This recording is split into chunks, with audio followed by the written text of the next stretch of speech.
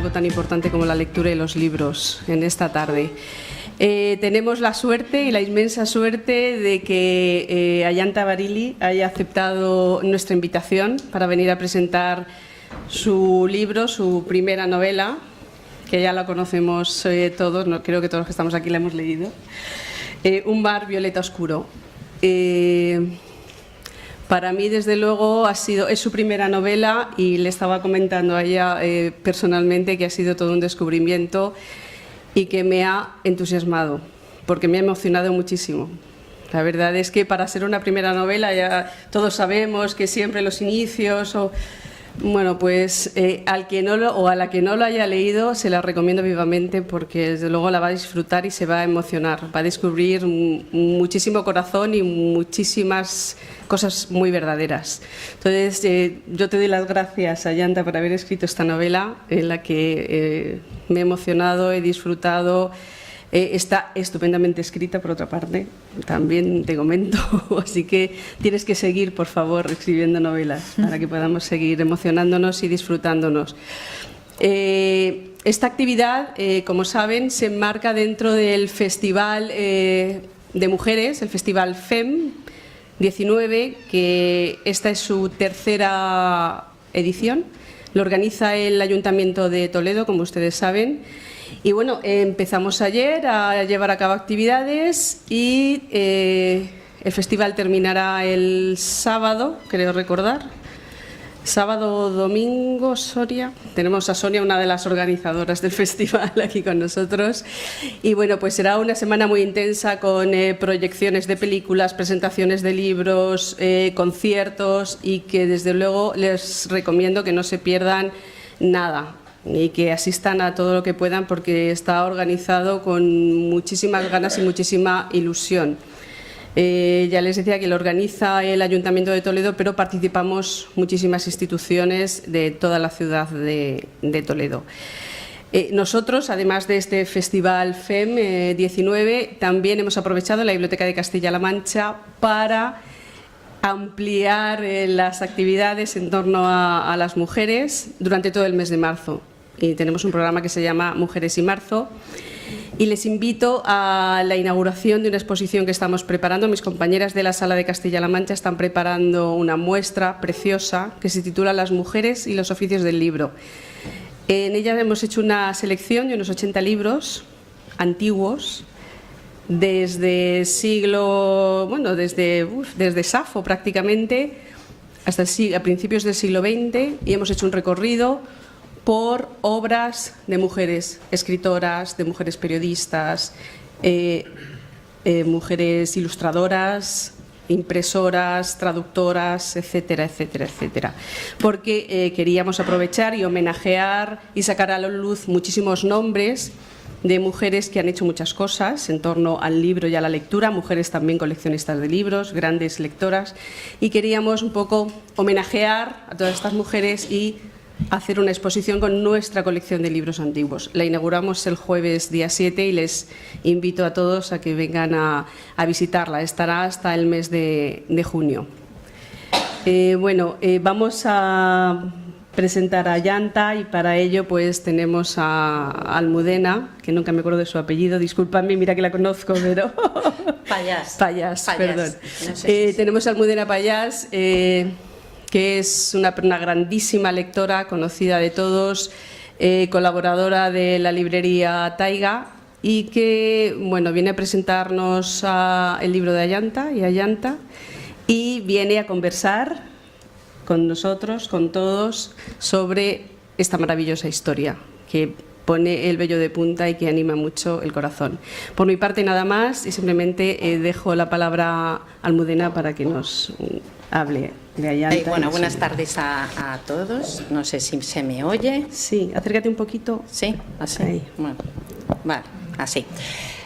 Gracias a Ayanta, por supuesto. Yo creo que es la primera vez que presento a un escritor. He colaborado mucho, pero es la primera vez que presento a un escritor.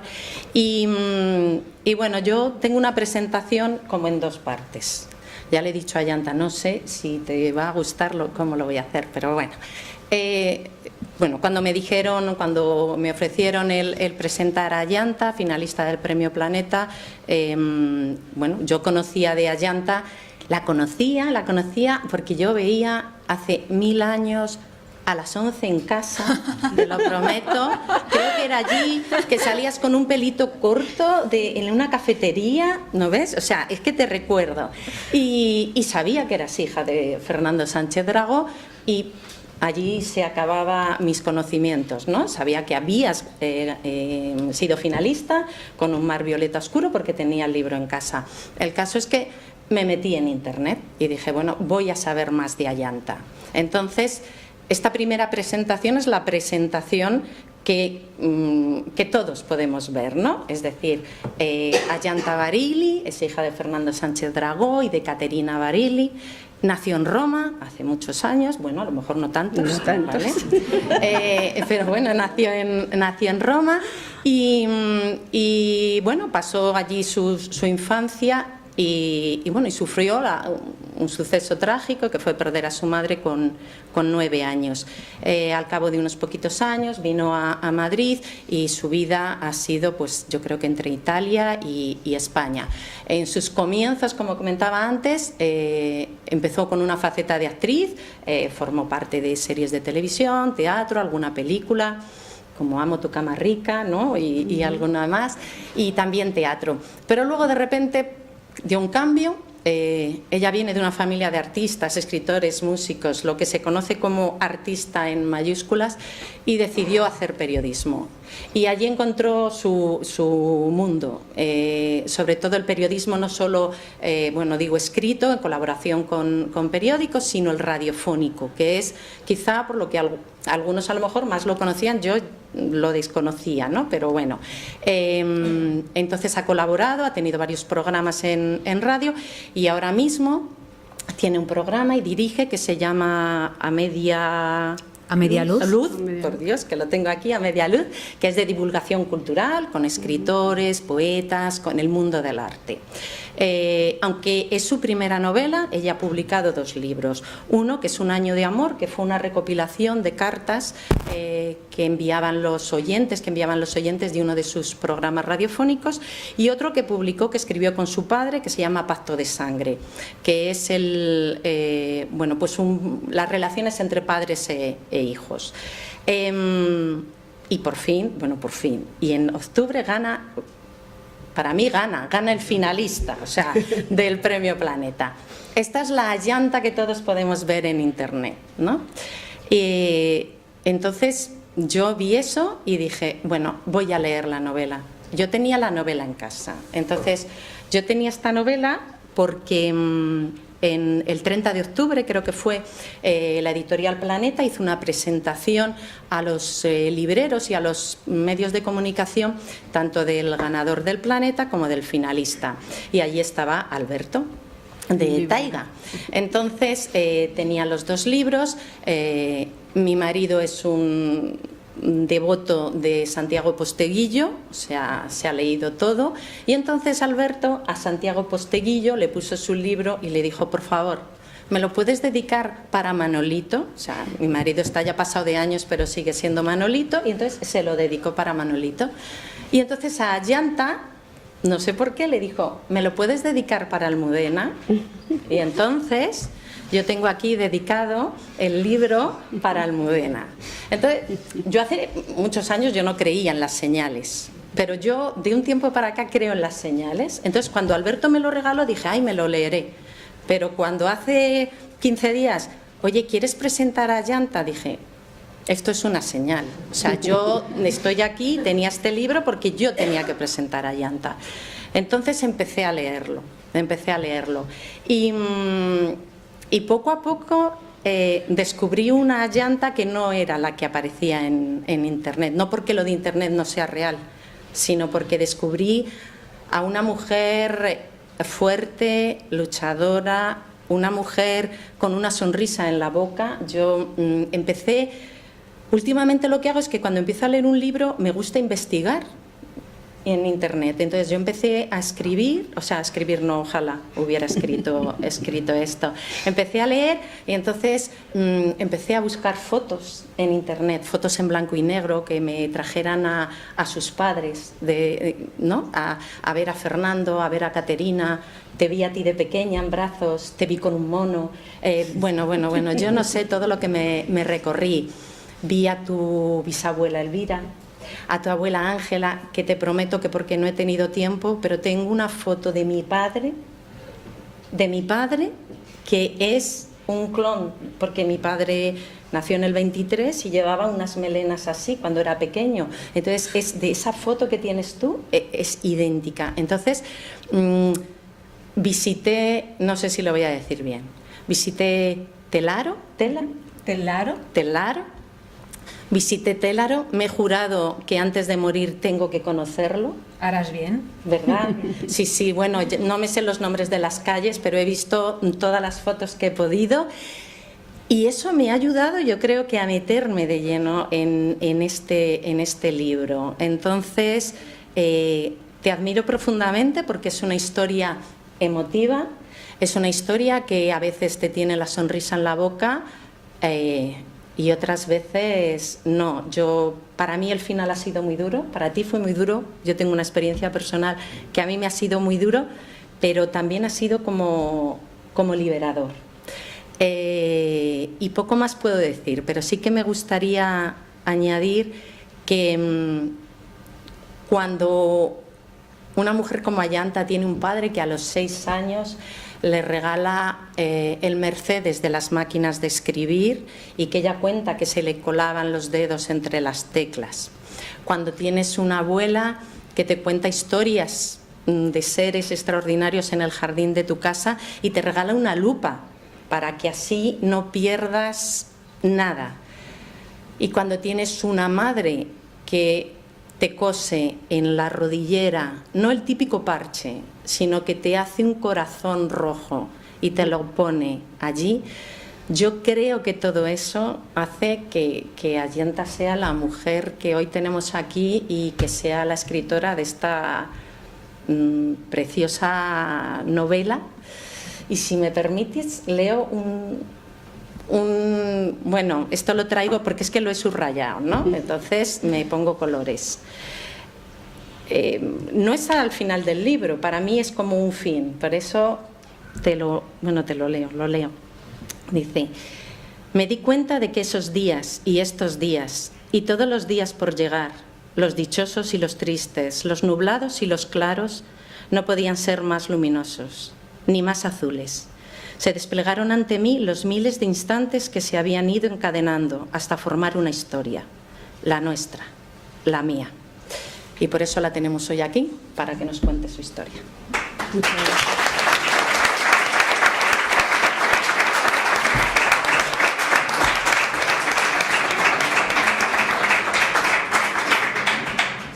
Bueno, Almudena, para ser la primera vez que haces una presentación del libro, otro poco y me matas, estoy a punto de echarme a llorar aquí delante de todos ustedes, así es que enhorabuena, creo que gracias. Deberías de seguir por esta vía. Bueno, esto ha tenido que ver mucho el libro, ¿eh? Sí. El libro es inspirador, yo creo que... Muchísimas gracias por estas palabras, noto que verdaderamente, he compartido y has compartido conmigo estas páginas, así es que muchísimas gracias porque es exacto, es la presentación más bonita que me han hecho en esta gira que llevo desde el mes de noviembre dando vueltas por España, así es que te agradezco. Muchas gracias a ti. Mucho, vamos, me voy a poner colorada y todo. Te agradezco a ti, Carmen, y a la biblioteca pues haberme invitado a pasar este rato con todos vosotros al Festival FEM de Toledo por tener unos días dedicados a la figura de la mujer en este mes de marzo, que es el mes de las mujeres, y por lo tanto pues es de agradecer que haya instituciones diversas que se ocupen de esta cuestión tan importante. Un mar violeta oscuro es mi primera novela, como ha dicho Almudena y como todos sabéis, es una novela que, bueno, antes me decía Carmen, ¿no?, antes de entrar aquí en esta sala, que se notaba que la había escrito con el corazón, ¿no?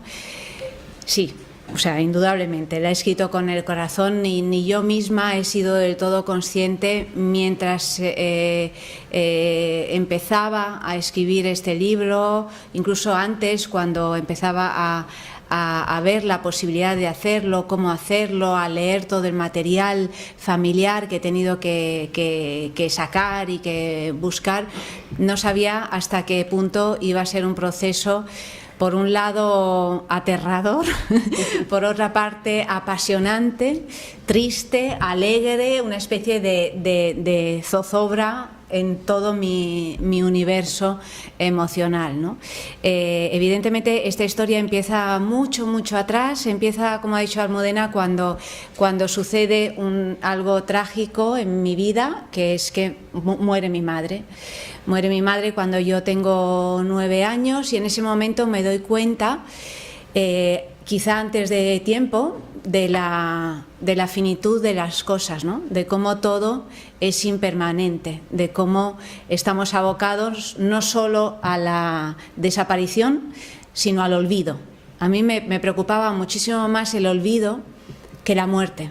Es decir, que de pronto yo misma, consciente de mi ser pequeño, de ser tan joven, yo misma entendí que iba a olvidar a mi madre. Es decir, que con 9 años no iba a llegar el recuerdo hasta mi edad adulta, y que ese recuerdo tampoco iba a llegar a mis hijos en caso de que los hubiera tenido, o a todo mi entorno familiar, ¿no?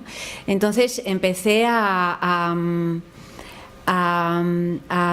tener un diario que he perdido, que no ha llegado hasta estos días. He perdido en los líos de la vida, pero un diario que escribí como durante un par de años, en el que no relataba mi día a día, sino relataba mi pasado, es decir, los años que había estado junto a mi madre. Ese es el embrión de esta novela. Siempre me ha interesado muchísimo más el pasado que el presente. Es más, el presente no me interesa nada y el futuro todavía menos. Siempre me ha gustado mirar hacia atrás y parar ese instante. Y es lo que hice cuando escribí este diario. No solo escribí este diario, sino que en el diario recuerdo que tenía toda una serie de dibujos en las que reproducía la que había sido mi casa de entonces, la casa que yo había compartido con mi madre y que al morir mi madre inmediatamente perdí, porque me fui a vivir a casa de mi abuela y de mi tía. Por lo tanto, hice todos estos dibujos donde, bueno, pues como si dibujáramos esta habitación, ¿no? Donde pues cuadro a cuadro dibujaba el contenido del cuadro, dónde estaba puesto, el color del sofá, cómo eran las colchas, cómo estaba puesta la cocina, en fin, todo un dibujo de aquella casa para, pues por lo mismo, para no olvidarla. El caso es que hacer este trabajo, porque cuando uno se sienta a hacer un trabajo de este tipo, hace que las cosas se fijen en la memoria, ¿no? A pesar de que perdí ese diario, y a pesar de que viví tan pocos años con ella, recuerdo muy bien esos años. Después de este primer paso, cuando cumplí 18 años, hice una larguísima entrevista grabada en cassettes, los cassettes de antaño, a mi abuela, Ángela, que es uno de los personajes principales de esta novela, pidiéndole que me contara su vida, porque quería que no se olvidara también su vida, ¿no?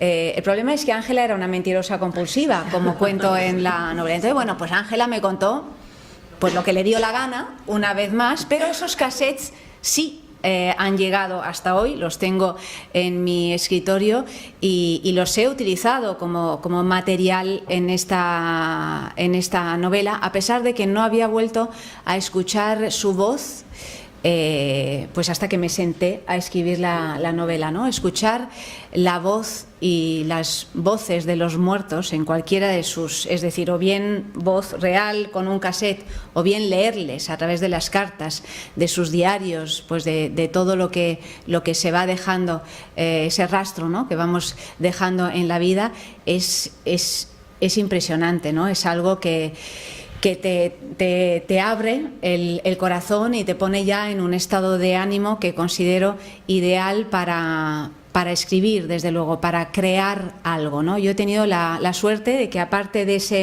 esos cassettes, heredé una serie de cajas llenas de papel en forma de cartas, de diarios, de una pequeña novela. No se sabía muy bien también de mi abuela, autobiográfica o no, en fin, siempre navegando en esta cosa del secretismo y de la ficción en la que vivía esta familia mía de artistas, que siempre les ha gustado mucho relatarse a sí mismos, pero un poco como vamos a subirnos a un escenario, vamos a contar algo, ¿no? Entonces ha sido muy interesante también leer por primera vez todo este material y hacer yo misma al final el mismo trabajo que hicieron ellas, ¿no? Porque estas mujeres, bisabuela, abuela y madre, que son los tres personajes principales de Un mar violeta oscuro, pues tenían esta tendencia. Y me he dado cuenta de que yo misma, buscando la verdad, al final he hecho lo mismo, es decir, tejer la verdad y la mentira. He utilizado un esqueleto con unos sucesos que verdaderamente han ocurrido y luego les he dado chicha, carne, les he dado vida, pues dejando que mi imaginación se apoderaran de ello, del libro y de ellas, ¿no? De estas tres mujeres. Me ha gustado muchísimo trabajar con el recuerdo.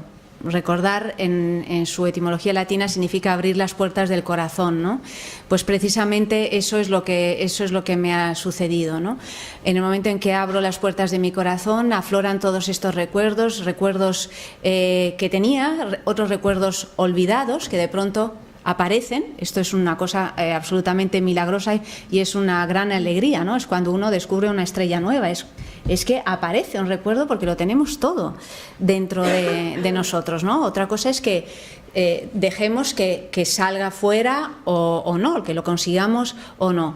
Y luego también ya el recuerdo construido, ¿no? Que es toda la ficción que uno le puede añadir a esta historia. Así es que lo que hice fue sacar toda esta documentación, ordenarla, que para mí fue verdaderamente complicado porque no tenía ninguna técnica, porque no sabía cómo escribir una novela, porque era la primera vez que me enfrentaba a todo esto. Así es que puse una alfombra en el dormitorio. Durante años mi marido, mis hijos y yo tuvimos que saltar por encima de todos esos papeles puestos en la alfombra para ir al baño o directamente para meternos en la cama, vamos, y todos estos papeles en la alfombra, pues ordenados por personas que habían escrito esto por época, por contenidos. Era aterrador porque de pronto encontraba algo pero no lo apuntaba bien. Bueno, un caos, pero también he descubierto en este proceso que cuando pierdes algo, mientras buscas encuentras otras cosas, ¿no? Por lo tanto, bueno, todo ha venido bien para conformar esta historia. He tenido, indudablemente, no es una sensación paranormal, ¿no? Porque tampoco me interesa mucho eso, ¿no? Pero desde luego, si mi intención a la hora de escribir esta novela era reunirme con mis muertas, lo he conseguido. O sea, esa cosa que a veces soñamos, deseamos cuando se nos mueren personas queridas, que es cómo me gustaría tomar un café con esa persona y charlar, aunque solo sea 10 minutos con ella, o preguntarle algo, ¿no? O simplemente decirle, mira, te quiero, no te lo, o sea, no te lo he dicho, pues ahora te lo digo, ¿no? Bueno, eso que ya no, que muchas veces bueno, generalmente no lo podemos hacer, a menos que no tengamos una aparición fantasmal, pues yo he encontrado la manera, que obviamente es un subterfugio creativo a la hora de escribir esta novela, para reunirme con estas 3 mujeres y tomarme un larguísimo café que ha durado 5 años, que es lo que he tardado en escribirlo. Así es que para mí ha sido pues un camino complicado, lleno de trampas, lleno de aciertos también, lleno de sorpresas, lleno de cofres que se abren, de secretos, de habitaciones que se airean, de llantos y de risas, pero siempre con una lucecita al final del camino, ¿no? La lucecita, entre otras cosas, es porque cuando empecé a escribir la novela, en lugar de empezar por el primer capítulo, que podría ser lo lógico, escribí el último. El último es el que habéis leído, quienes lo hayáis leído, es decir, que ha quedado tal cual, ¿no? Más o menos, excepto algunos cambios a la hora de corregir y de editar el libro. El hecho de haber escrito el último capítulo es algo que al principio me preocupó, porque dije, pero bueno, muy bien, pues fenomenal, Ayanta, has escrito el primer capítulo, ¿y qué pasa con todo lo demás, no? Digo, el primer capítulo, el último capítulo. Y sin embargo, enseguida me di cuenta de que era algo espléndido que hubiese escrito el último capítulo al principio, porque fue como de verdad la luz que alumbró el camino al que tenía que llegar, ¿no? Una vez una amiga psicóloga, cuando le conté que tenía absolutamente claro cuál era el final de Un mar violeta oscuro, me dijo, esto muchísimos años antes de empezar a escribirlo, me dijo, pues fenomenal, Ayanta, no te preocupes, solo tienes que sentarte a escribirlo, porque si tienes el final, el libro está escrito en tu cabeza. A mí me pareció, bueno, estas cosas que a veces dicen los psicólogos, que dicen, bueno, pues sí o no, ¿no? Porque luego pues uno tiene que, en efecto, sentarse a escribirlo. Pero esta frase, por alguna razón, me animó y la he tenido presente a lo largo de la escritura de esta novela, ¿no? Cada vez que decía, bueno, ¿y ahora por dónde tiro?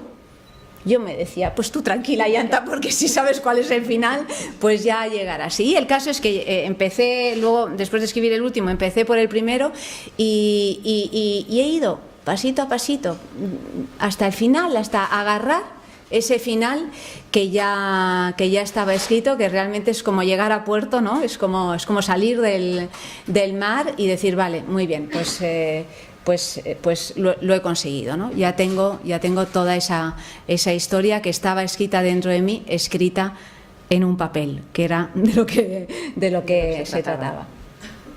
No sé si sigo o queréis. No sé. Bueno, sigo, si o sea que sí, no, sigo. Sí, yo sigo, es que no. Sigue, que va muy bien. En relación al premio, y esto tiene que ver siempre con esta cosa de estas 3 mujeres fabulosas que me han acompañado en este periplo, son como 3 ángeles de la guarda, ¿no? Realmente, porque yo de pequeña decía, quiero ganar el finalista del planeta. Decía, quiero ganar el finalista del planeta, ¿por qué? Pues porque mi padre lo había ganado 2 veces, ¿no? Se había llevado al finalista y después el premio, porque era algo que en mi casa ya era, pues que había que hacerlo. La tradición. Era una tradición, ¿no? Si los patrones familiares son algo a veces negativos y que hay que parar, y que es precisamente uno de los procesos que hago aquí con este libro, escarbar y ver cuáles son los patrones familiares que no funcionan, que nos hacen daño, que me hacen daño, para no repetirlos. También está muy bien tener muy claro cuáles son los patrones familiares luminosos, ¿no? Que son una buenísima noticia. Desde luego el Premio Planeta era evidentemente uno de ellos. Cuando yo era pequeña y me iba a dormir, como he sido siempre un poco Antoñita la fantástica, pues empezaba ahí a fantasear con mis cosas y tal, igual que el actor pues sueña que le dan el Oscar y que sube a dar las gracias por el Oscar. Yo creo que, no sé, todos lo hemos hecho alguna vez, ¿no? Con alguna cuestión. Pues yo me imaginaba dando las gracias por Por el finalista, además no por el premio, sino por el finalista, porque pensaba empezar por el finalista, como es natural, ¿no? Entonces, pues yo me pergeñaba este discurso y me veía ahí. Cuando terminé el libro pensé que no había que traicionar esos sueños de la infancia, ¿no? Que por qué no intentarlo.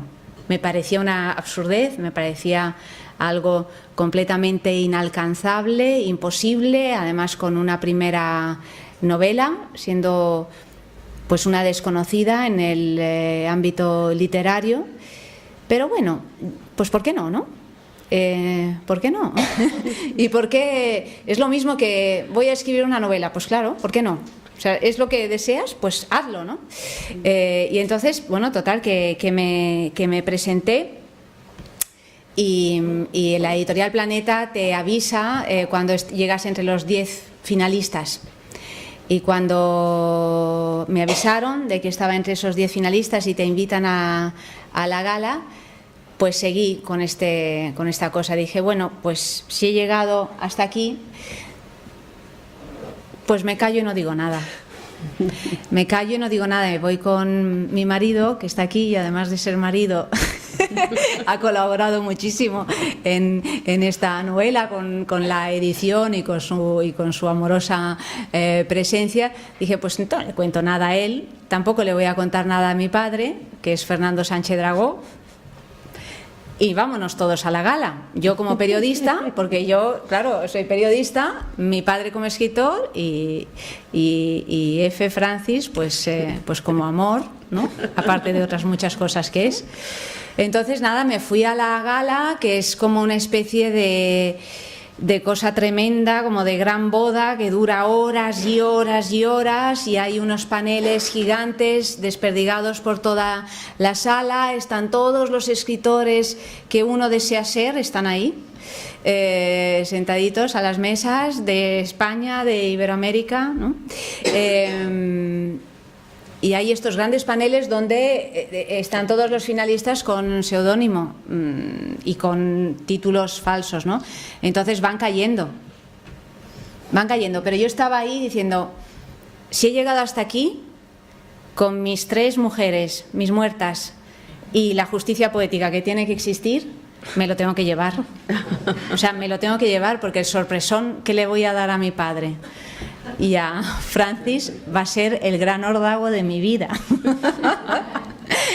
Entonces, pues fue pasando lentamente esta cena con 1000 platos, 1000 copas, 1000 de todo, hasta que ya está, ya llegué, pero claro, anuncian con seudónimo y vi que me llevaba el finalista. Pero hay esos segundos hasta que dicen tu nombre real, en que debes de seguir manteniendo el tipo, ¿no? Esto es una cosa que hay que hacer como si nada, ¿no? Y sin embargo, el mundo de pronto explota en millones de estrellas y de chiribitas. Tú ya estás ahí, pero los 2 que te acompañan, no saben.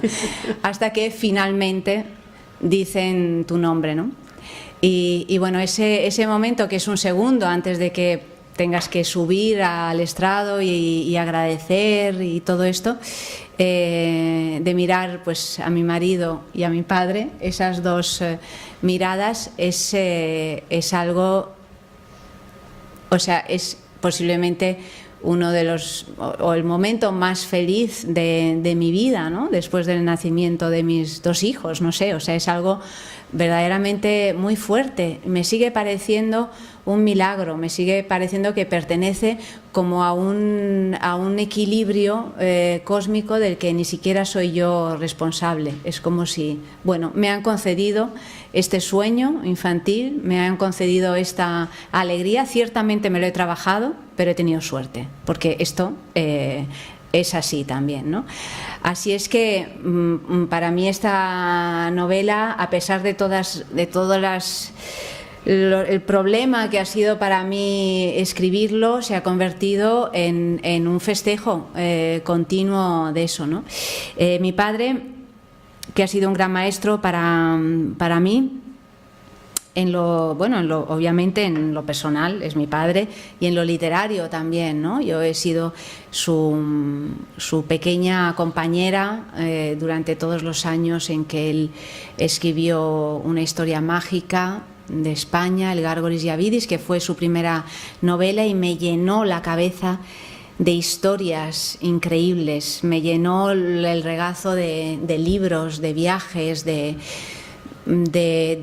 conversaciones inacabables, ¿no? Y él siempre decía que yo tenía que escribir. Y a veces los padres conocemos mucho mejor a los hijos, lo que ellos pueden hacer, lo que deben hacer, antes que los hijos, ¿no? Y él tenía razón, él lo supo antes que yo. Yo he cumplido este proceso, pero lo he hecho a ciegas. Él tenía la claridad de que eso era así, ¿no? Por eso hay un momento en la novela que es especialmente emocionante para mí, en que se repite ese mantra, ¿no? Escribe, ¿no? Y es exactamente lo que tenía que hacer y lo he hecho, ¿no? Por lo tanto, estoy contenta, estoy tranquila, ¿no? En ese sentido. También me educó diciendo toda la vida, me decía, es muy duro, ¿no? En sus percepciones, ¿no? Las cosas son o blancas o negras. Yo no creo eso, ¿no? Pero él siempre me decía y dice que las personas se dividen entre aquellas personas que hacen lo que dicen que van a hacer y aquellos que nunca hacen lo que dicen que van a hacer. Bueno, a mí me aterraba pertenecer al segundo grupo, ¿no? Evidentemente. Por eso nunca dije que fuera a escribir una novela, no fuera a no hacerlo, ¿no? Pero bueno, lo pensaba, ¿no? Lo cual es suficiente. Pensaba que quería escribir este libro, necesitaba escribir este libro, necesitaba empezar una tercera vida. He tenido una primera vida como actriz, una segunda vida como periodista y una tercera vida como escritora. Me parece el puerto al que quería llegar, ¿no? Y eso es, no sé, preguntadme cosas. Sí, si queréis podemos abrir ahora un coloquio entre todos, ¿no? Porque al tener la suerte, ¿no? de contar entre nosotros a Ayanta, que es el que ha escrito el libro, que nos ha emocionado tanto, pues es una oportunidad única para preguntarle cosas o para comentar directamente. Entonces, bueno, si quiere alguien abrir el fuego de este coloquio, pues... Si no, lo abrimos nosotras. Sí, es verdad, Almudena. Me ha parecido entender que le importa más el pasado que el presente y el futuro. ¿Eso no es algo deprimente?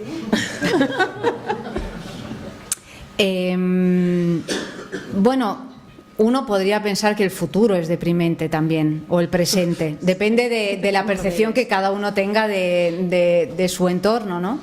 No es una cuestión de qué es lo que nos da, para mí por lo menos, de lo que me da alegría o lo que me produce tristeza, ¿no? El pasado me gusta porque me resulta evocador, porque me gusta mucho mirar hacia atrás, porque me gusta detener el tiempo, porque me gusta no perder la memoria, porque me gusta dejar huella. Y para mí eso es el pasado, porque me gusta investigar en lo que fuimos para entender lo que somos, porque el pasado tiene unas resonancias antiguas y porque de pequeña me llamaban la vieja. Siempre tengo un alma vieja, nunca he estado aquí. Me gusta todo lo moderno. Nunca me ha gustado lo que ha sido moderno en su momento. Ahora, por ejemplo, escucho con agrado la música de los años 80 y me acuerdo que cuando eran los años 80 me parecía una mierda. O sea, decía, yo solo puedo escuchar la música de los años 60. En realidad la música que me gusta es Beethoven.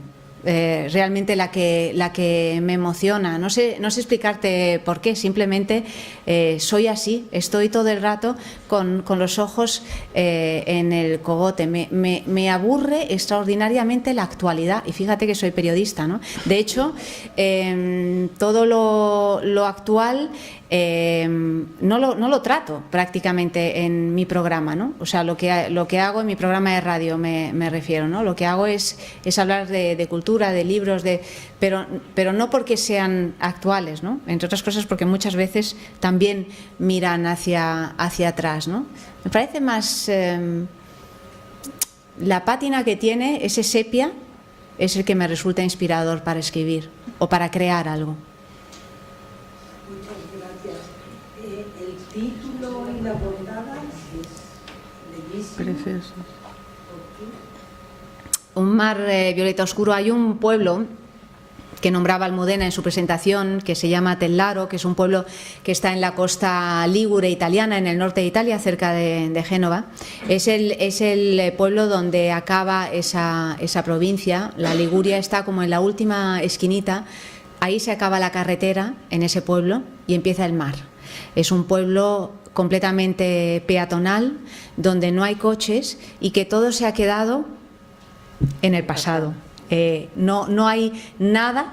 Bueno, por no hay ni conexión, o sea, es imposible hablar por teléfono. El wifi funciona cuando los wifis varios funcionan cuando les da la gana, y ha quedado como parado en el tiempo. Es el pueblo de los niños, es como el pueblo de los niños perdidos de Peter Pan, ¿no? Es un lugar que me resulta tremendamente inspirador, un lugar cerrado en sí mismo, con este mar que se come el pueblo, que cuando el mar está violeta oscuro, es decir, revuelto, se mete en las casas, ¿no? Y es el pueblo de mi infancia, es el pueblo donde me vuelvo a encontrar todos los años con una familia que está completamente desperdigada, ¿no? Porque tengo el corazón partido por la mitad, tengo medios amores en España y medios en Italia, y nos volvemos a encontrar allí en ese lugar un mes al año. Es el ratito que tengo para estar con muchos de mis afectos, ¿no?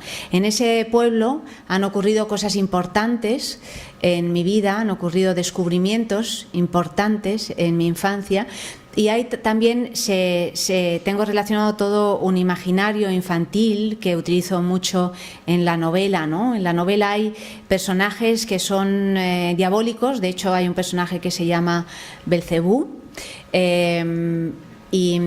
y yo recuerdo, por ejemplo, pues al fondo, en el horizonte de ese mar violeta oscuro de Tellaro, que mi abuela Ángela me decía, de niña nos decía a los niños, ¿no? A mi hermana y a mi primo, cuando el mar estaba malo, ¿no? Revuelto, decía: hoy llega el diablo en su carroza. Y entonces yo, que era bastante literal, me imaginaba que por ese mar aparecía el diablo montado en esa carroza, en una carroza que, bueno, pues navegaba esas aguas, que estaba empujada por dos atunes enormes con una capa roja, y que revoloteaba entre la espuma de ese mar. Y me pasaba horas pacientemente mirando el horizonte para ver si finalmente aparecía Belcebú. Estaba convencida, y todavía ahora, cuando hay ese mar que es un espectáculo, digo: di tú si aparece hoy. Como de momento no lo he visto, pero lo he imaginado tantas veces, lo he querido poner en la novela, ¿no? Ese demonio guapísimo que aparece entre las aguas, ¿no? Entonces Tellaro para mí es todo eso, tiene esa fuerza tractora, que es también la que te obliga a sentarte y a escribir para compartirlo contigo cuando lo leas. Sí, Rocío. Hay otro personaje femenino que aparece en la novela, que claro está ligado a ti en la infancia, y que es Sandra. Entonces, ella cuando ha leído la novela, no sé qué le ha parecido, no sé. Sandra tiene un personaje también. Sandra es un personaje que aparece al final de la novela y que es un grandísimo personaje, enorme. es una gran persona, porque Sandra es mi hermanastra. Sandra es la hija de la última pareja de mi madre, que era otro diablo. Sandra y yo vivimos toda una serie de circunstancias tremendas durante nuestra infancia, y al mismo tiempo otras increíbles que han hecho que quedemos unidas para siempre. No hay distancia geográfica o no hay nada que pueda separarme de esa mujer, ¿no? Sandra, en su vida adulta, que ese sería otro capítulo, ella se ha convertido en una actriz muy conocida en Italia. Realmente es una gran actriz, y tiene una anécdota, te la cuento así por tu curiosidad, que es muy graciosa. Sandra tiene muy mala leche. Y es muy guapa, es una mujer bellísima, ¿no? Y entonces hace algunos años, pues hace 20 años o así, ella iba en un tren y estaba sentada leyendo. Y entonces tenía sentado de frente, mira, a propósito de estas sincronías, de estas casualidades que no son tal, ¿no?, que son causalidades, que es que aparece mucho este tipo de circunstancias que se engarzan en la novela también, ¿no? Pues ella pues estaba sentada leyendo en el tren y se le sentó un director delante, muy conocido en Italia. Ella no se dio ni cuenta. Y entonces el director intentó pegar la hebra, ¿no? Charlar con ella, y ella, pues con la displicencia de la diosa, porque es una especie de diosa, pues no le hacía ni caso, ¿no? Ni siquiera se había dado cuenta de que era este director, ¿no? Y entonces él al final le dijo: mira, yo es que tengo un casting la semana que viene, y realmente tienes un rostro tan imponente y me gustaría hacerte una prueba. Y ella le miró y le dijo: para nada, vamos. Para nada voy a hacer una prueba contigo. ¿Y tú quién eres? Y dice: pues soy tal. Pues tampoco. Dice: a mí no me interesa nada hacer una prueba contigo. Pero hombre, pero ¿cómo que no te interesa nada? Pero tal. Y entonces le dijo: bueno, te doy mi teléfono y me llamas. ¿No te voy a llamar? Dame tu teléfono. Dice: bueno, pues te doy mi teléfono y a ver. Y la llamó. Hizo la prueba. Se llevó el personaje protagonista. Ganó el Festival de Venecia como protagonista, como actriz revelación en realidad, pero bueno, se llevó la copa en Venecia. Esa es Sandra. Es una barbaridad de mujer, ¿no? Pero también arrastra todo ese dramatismo, todo ese dolor que conforma su historia, ¿no? Pero ella misma también con ello pues está creando algo, ¿no? Hace que sea una mujer muy sensible, casi siempre capaz de hacer algo hermoso con eso, ¿no? Así es que, aunque en la vida pues hayan ocurrido circunstancias pues desagradables o incluso peligrosas, ¿no?, como fue la que le tocó vivir a Sandra, pues yo creo que ella ha conseguido de alguna manera reconvertirlo en otra cosa, ¿no?, aunque sea una mujer dolida. Enlazando con esta pregunta, ¿cómo fue tu experiencia como actriz y por qué lo dejas?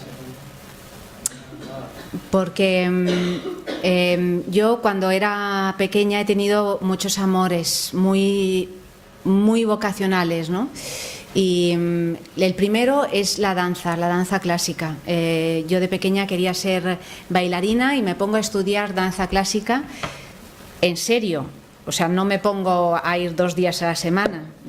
Yo estuve estudiando danza desde los 5 años hasta los 18, 5 horas al día, todos los días, ¿no? O sea, realmente era algo que era importantísimo para mí, pero no tenía el suficiente talento para alcanzar la excelencia en ese arte, que es, bueno, dificilísimo, ¿no?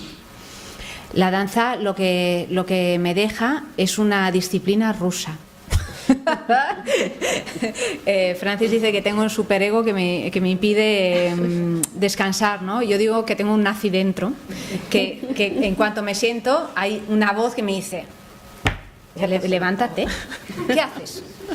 Es lo mismo, claro, sí, digo, es lo mismo, sí, claro. ¿Qué haces? ¿Qué haces descansando con las cosas tan importantes que hay que hacer y el poquito tiempo que tenemos en la vida, ¿no? Entonces, la danza me deja eso y me deja un amor hacia el escenario, hacia sentirme bañada por las luces de las candilejas, hacia esa relación con el público, el esfuerzo y el contar, mira, historias antiguas.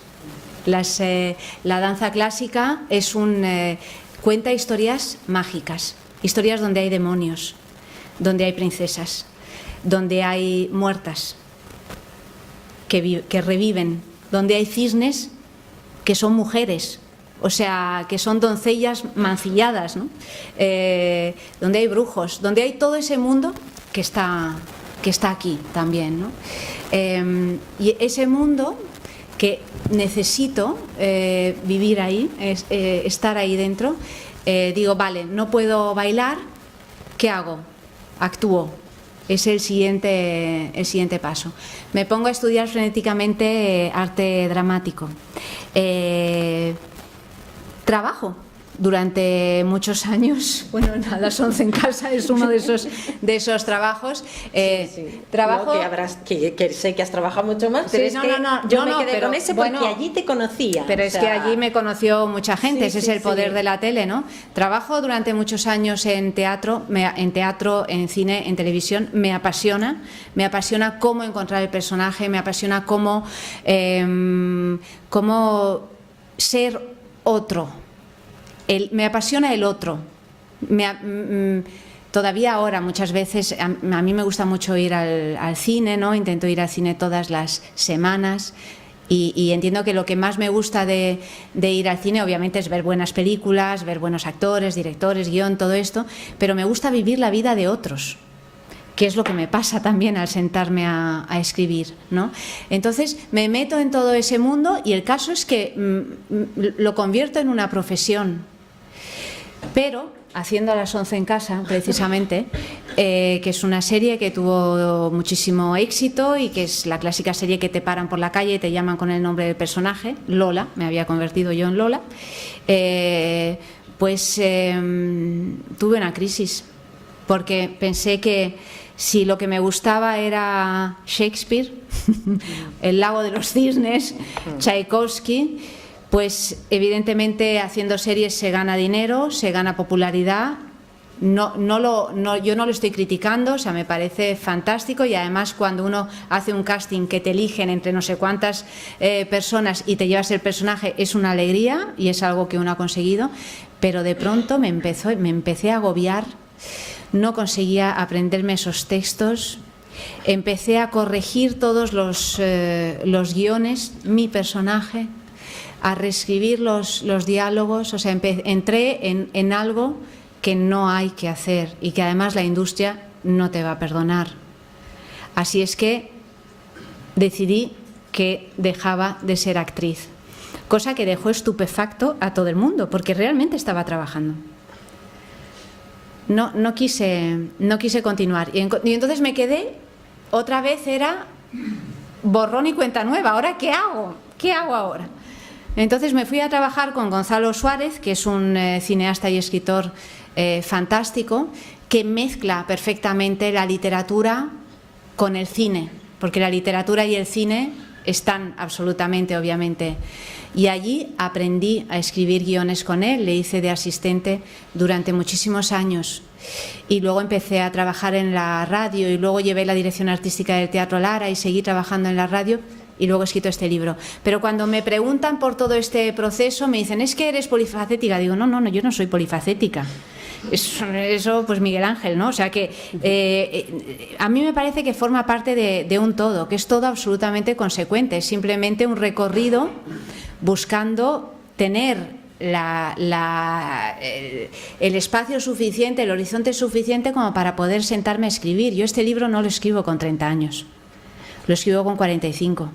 No lo puedo escribir antes, no tengo la madurez y la perspectiva histórica de mí misma y de las personas que me precedieron sin alcanzar una cierta edad y una cierta experiencia.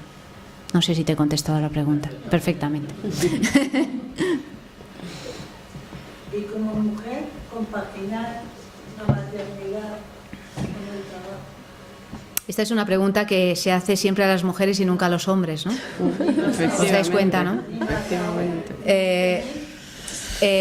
Afortunadamente he tenido hijos muy joven y mis hijos se han emancipado, no están en casa.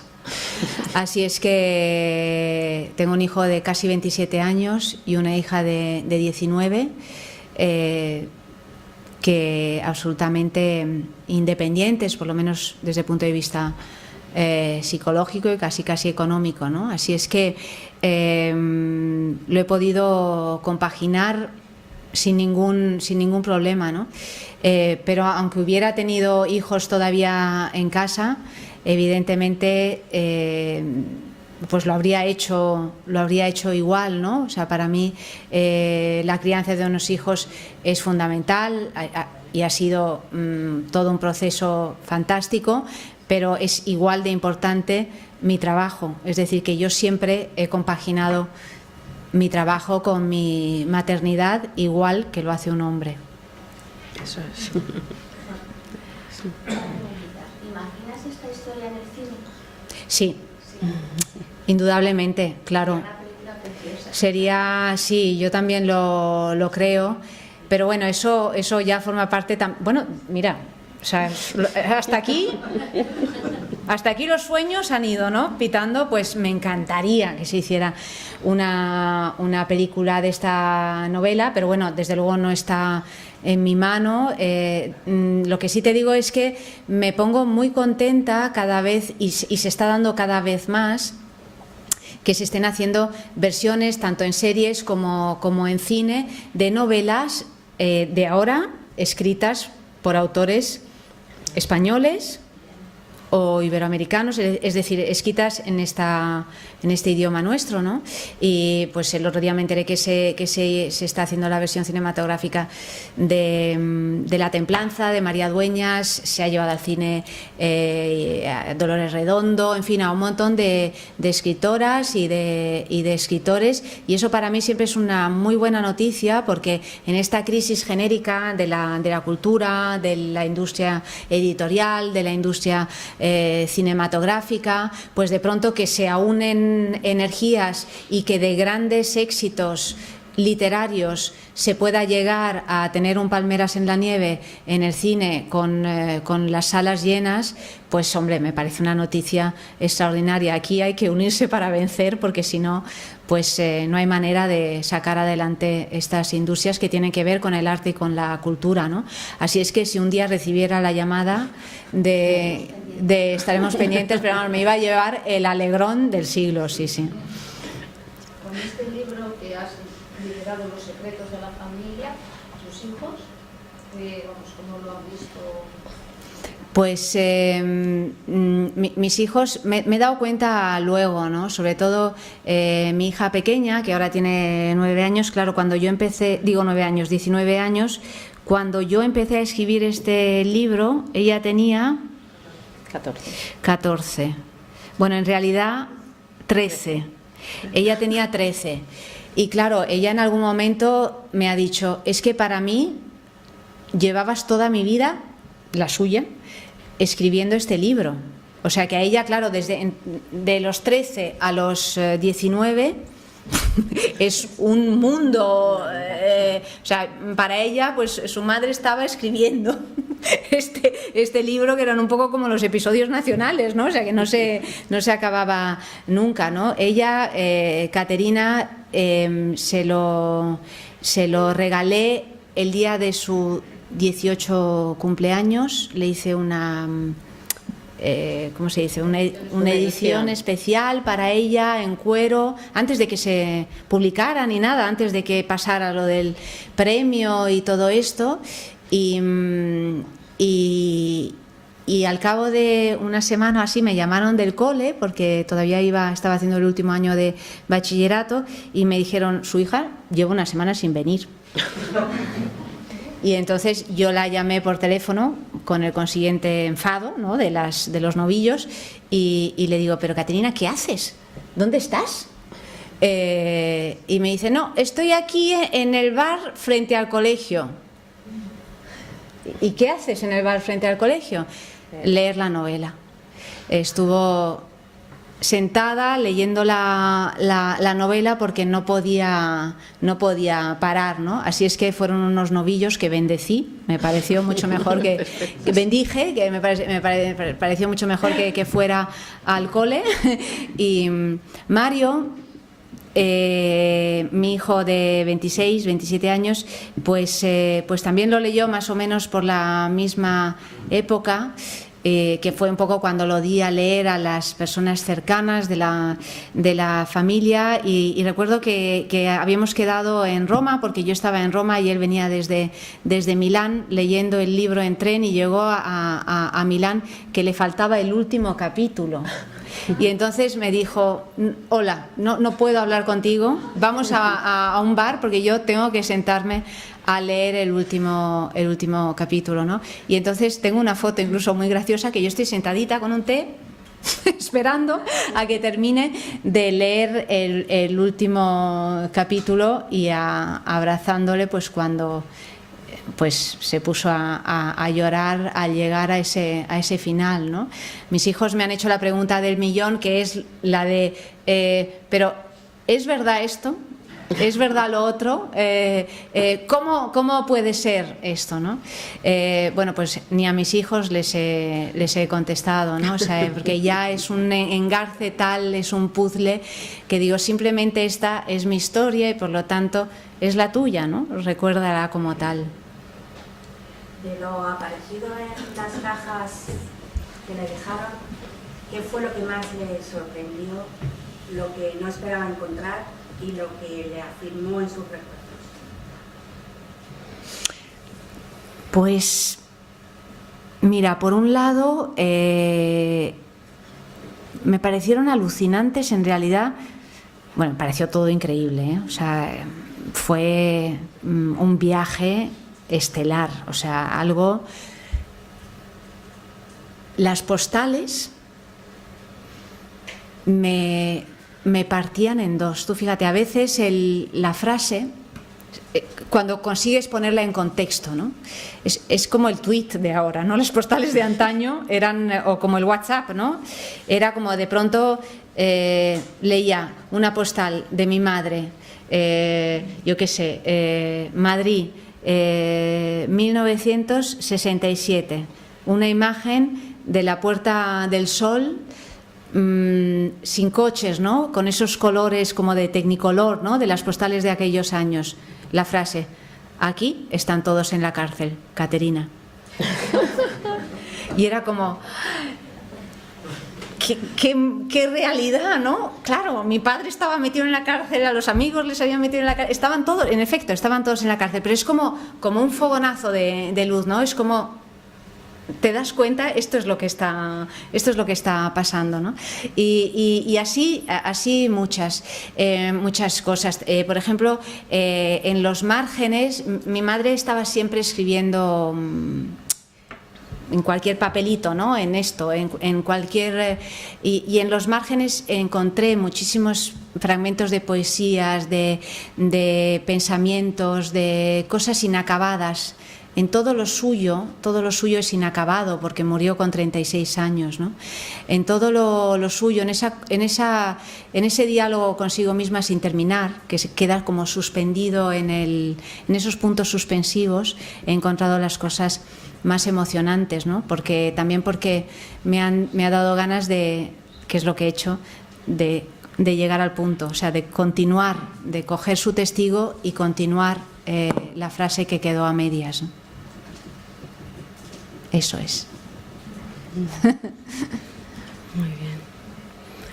Pues si os parece, Almudena, si quieres preguntar algo, bueno, cerramos. Sí, bueno, una era que ya la has contestado, lo de la perspectiva para ponerte a escribir, y luego, en realidad tú narras 4 vidas.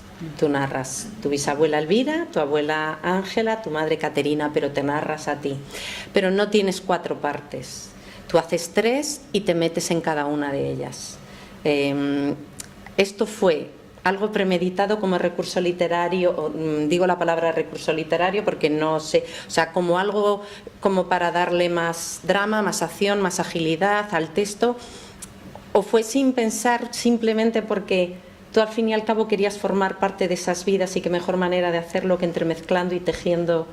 Bueno, esto pertenece al aspecto técnico de la construcción de esta novela, que quizás es más aburrido que el sentimental, ¿no? Que el emocional, pero ciertamente yo el primer problema con el que me encontré a la hora de sentarme a escribir es que yo quería conseguir trasladar exactamente lo que me estaba ocurriendo a mí, ¿no? Y lo que me estaba ocurriendo a mí es que no tenía una voz narradora que dice, pues esta historia empieza en 1860 y acaba en 2017. No, yo tenía muchísimas voces, que son las voces de los otros, ¿no? Los personajes en los que ya andaba metida en esta esquizofrenia, que estaban hablando a la vez. Estaba hablando a la vez la bisabuela con Ayanta, con el personaje de Ayanta, a la vez que con Ángela, que con Caterina. Era como un batiburrillo de voces, ¿no? Y yo sabía que esa sensación que yo tenía era la que podía sacar la emoción en este libro, es decir, que volviendo al pasado, el pasado se mezclara con el presente, ¿no? Y estuviera todo ahí, ¿no? Y con un posible futuro mío, de mis hijos, de mi pareja, de toda esa vida que sigue continuando, ¿no? Entonces la manera que encontré, y me resultó costoso al principio entender cuál es el mecanismo, es que la primera parte de cada capítulo estuviera escrita por mi primera persona, Ayanta, y que la segunda parte de cada capítulo estuviera con trozos, párrafos en primera persona de las mujeres, es decir, de la bisabuela, de la abuela a la madre, y que hubiera además un narrador omnisciente que abrazara todas esas voces. Es decir, que en realidad, si me dicen es un libro escrito en primera persona, bueno, es un libro escrito en 4 primeras personas, con un narrador omnisciente que consigue dar una estructura para sujetar todo esto, ¿no? Lo que quería es dar una sensación orquestal, ¿no? En la que hubiese muchos instrumentos y además que hubiera un leitmotiv, ¿no? O sea, que hubiera cosas que volvieran, que se repitieran, porque es muy importante la repetición en este texto, la repetición en la historia de esas mujeres, ¿no? ¿Cuáles son las cosas que se repiten para bien y para mal, ¿no? La repetición de esos patrones, verdad, sí. Es el estribillo, ¿no? Que vuelve y vuelve, aunque haya pasado un siglo, ¿no? Y vuelve, ¿no? Esa es la estructura de esta novela, pero me volvió loca. Sí. Sí. Muy bien, pues muchísimas gracias, Ayanta, por compartir toda esta tarde con nosotros, por compartir tu forma de escribir, tu forma de hablar, tus sentimientos. La verdad es que ha sido un gusto escucharte. Ahora vamos a proceder a la firma de libros y, bueno, muchísimas gracias a todos ustedes.